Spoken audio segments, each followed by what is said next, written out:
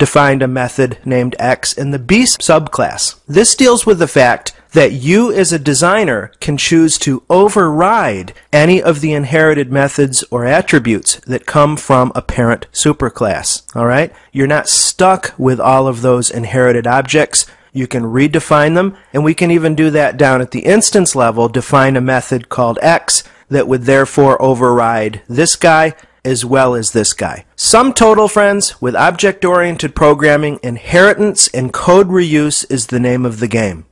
I would like to encourage you to use Google Images wherever possible when you're studying a new topic. Certainly object-oriented programming is a good candidate for this because you'll find that you don't have to reinvent the wheel. As an instructor, I don't have to worry about creating all sorts of fancy diagrams that have already been done hundreds and thousands of times before. The diagram you're looking at now comes from Adobe.com, their developer network website, that serves as a really good example that shows a base class or a superclass here that contains a couple method definitions, mProcedure1 and mProcedure2, as well as some attributes or properties that pertain to that class. In this particular paradigm, we're not subclassing. It looks like we can immediately begin instantiating instances of this base class, and you'll see all the way around the circle we have instance 1 all the way to instance 8, and you'll notice that by inheritance they've picked up all of those subroutines, those methods, as well as those properties. So these instances then are freestanding, but at the same time have an umbilical cord, as it were, that connects them to their parent class, such that we can make a change to our class code here, and inheritance will immediately update that on each instance. Now, overriding is important if you don't want to inherit certain methods or attributes from the parent class. In Singapore, there's a university called the Nanyang Technological University, and that's where I found this nice picture. It's very simple and elegant. Here we're starting with a base class called Circle that has radius, color, those might be variables, and then we have some methods, getRadius, getColor, getArea, and toString, which is used in many programming languages like the .NET environment to do a string conversion, similarly to how str function works in Python. Now, in your programming and in your application, this Circle class might get a lot of use. You could immediately instantiate instances of it. However, what if you had types of circles? For instance, a cylinder is a form of a circle, but it has some different properties, some different methods. Well, instead of just building a new base class from scratch, we can subclass cylinder inheriting from circle. And by default, we get all of those properties and methods, but notice that you can do overrides to strike away stuff you don't need, to modify methods, or just add your own content from scratch. Before we start digging into the demo and start showing you how this actually works in Python, let's take some more object-oriented programming principles and go over these to make sure that we're both clear on them. In Python, the class statement, which you're about to learn about in living color and become familiar with very intimately, creates a named class object. And just like a template in Microsoft Word, as we talked about in the previous nugget, a class is not usually meant to be operated on directly, but instead you call the class object to create an instance of the class. This is like creating a new document in Microsoft Word that's based on a particular template. The template remains untouched, and we then have read-write access to an exact copy of that class or that template. Within a class, you create one or more assignments. These are called attributes. Specifically, attributes can be constant data, variable data, methods, which are functions attached to an object. And then finally, when you do call a class object to make an instance, by default you inherit all the attributes of the superclass or the parent class. And also, this is important, the instance gets its own namespace. That is to say, we can create a class called Circle, just like you saw in the previous example. And then when we want to instantiate an instance of this class in our code, we might do something like this. C equals Circle, and then depending upon whether we were taking input parameters or not, we would just either do open paren, closed paren, or we would add those initial parameters. It's up to you. But now what we've just done is we've created an instance of the class Circle. Really, when you create classes, you're creating your own types. We've gone around the block quite a bit with built-in types in Python like file, string, float, tuple, dictionary, etc. Whenever you create a class in Python, you are in a very real way creating a new data type from scratch. And the namespace thing simply means that we use dot notation to access properties and methods. So in our class, let's say we created a function called area. Once we've instantiated our object C, we could call the area method simply by typing c.area. Again, it's the dot notation that separates the object from the property, attribute, or method.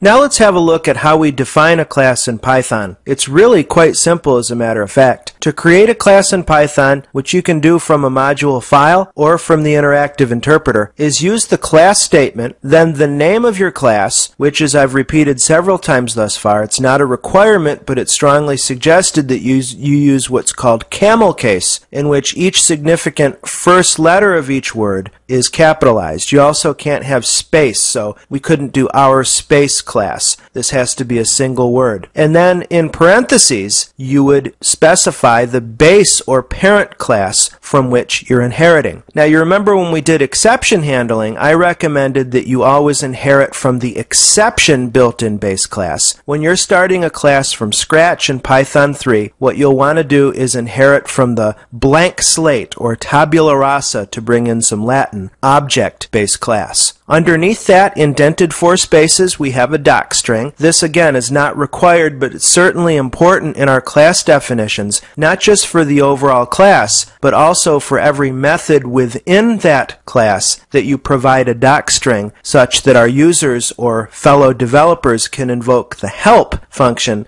to read about the class and methods in particular. Best practice is to create a constructor function definition to make it easier when you're instantiating an instance of your class. You can set up just kind of your starter parameters. And we do this by invoking the magic method init, _init, _. The first parameter is always going to be self. Now self refers to the instance that's being created. So in this case, we're creating a class called our class. In our code, if we wanted to create an instance of the class, we'd give it a name, we'd then specify the name of the class, and then in parentheses, we would add any required arguments. Self is kind of an invisible argument. We would never reference self in our live code. Self is internal, that tells Python that we're referring to this instance, whatever, in this case it would be OC. This